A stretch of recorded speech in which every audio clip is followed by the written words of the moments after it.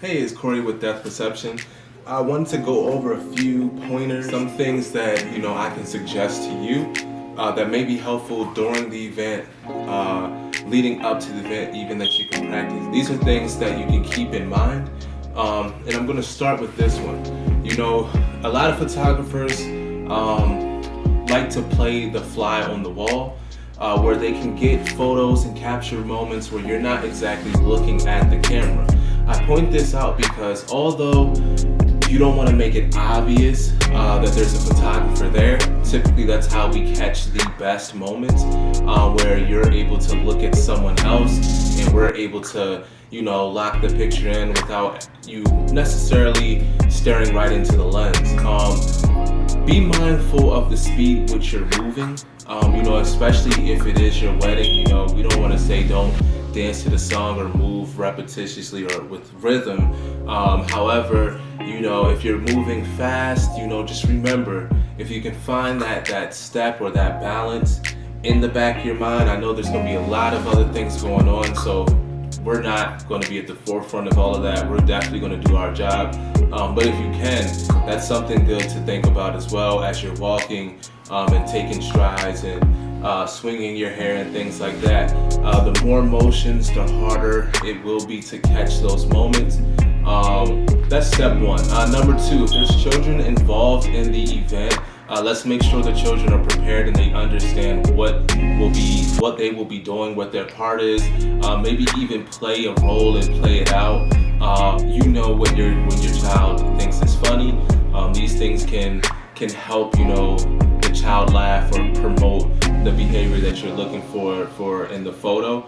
So those things like maybe the child's favorite toy, maybe their favorite pillow, something like that, bring with them, because those things create comfort. I'm not necessarily traveling with these type of toys, nor do I know exactly what those things will be. So always keep that in mind. Also keep in mind that the child is not putting their hands in their face. The more we prep for these type of situations, the easier, the more effective it's going to be.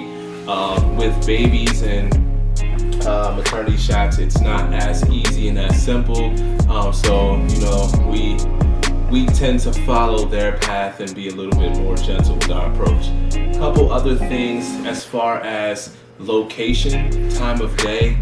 Do realize that the sun or the direction of the sun, depending on where you're located, especially if there's water, glass, or anything like that reflects light in the area, how that does affect the scene. So that's kind of my job. I'll relay that back to you to say, hey, we may use the general area, and I'll kind of walk you through that and why certain areas are better than other areas. And it's same thing with that said, if weather permits, with rain and damaging equipment and things like that, we don't want to press too hard in the rain. I do have things that will allow me to get those shots, and I'm willing to go through these necessary steps just to get the perfect pictures for you, if need be. Now, all that has to be discussed up front.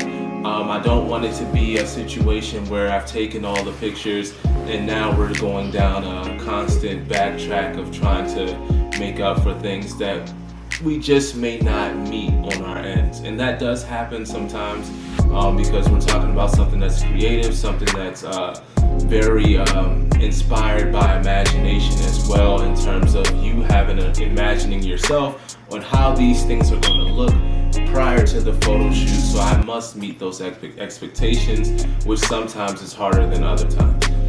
So I hope this helps in terms of strategies and pointers and things that to keep in mind when booking the photo shoot. One thing that's huge that a lot of people don't think about, which is the colors that they are wearing versus the location or setting of the event. So especially if there's more than one person in the family shoot and there's not a solid or theme color, where everyone's wearing different colors, that can actually clash. And the camera is a digital camera, so it starts to take the colors and adjusting all of those things based on to what it sees, how much light is coming into the lens and so forth. So doesn't always necessarily work out. Now sometimes you can have complementary colors and a lot of colors. Think of like graffiti, for example. and they just happen to pop and work together, and that has a lot to do with just the overall lighting of that area. But something to think about. Most likely, have a talk with the group that you're coming with and decide on like tones, soft tones, not too many patterns if that's the case.